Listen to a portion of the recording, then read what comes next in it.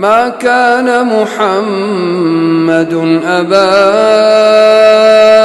أحد من رجالكم ولكن رسول الله وخاتم النبيين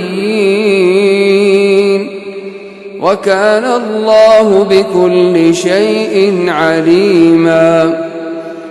يا أيها الذين آمنوا اذكروا الله ذكرا كثيرا وسبحوه بكرة وأصيلا.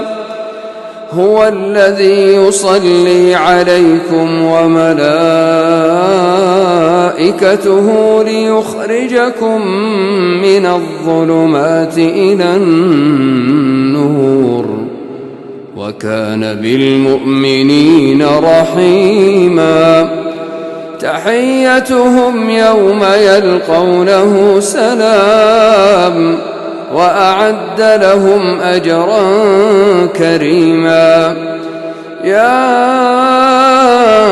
أيها النبي إنا أرسلناك شاهدا ومبشرا ونذيرا وداعيا إلى الله بإذنه وسراجا منيرا.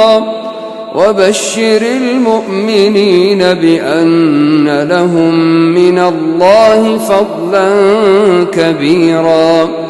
ولا تطع الكافرين والمنافقين ودع أذاهم وتوكل على الله وكفى بالله وكيلا.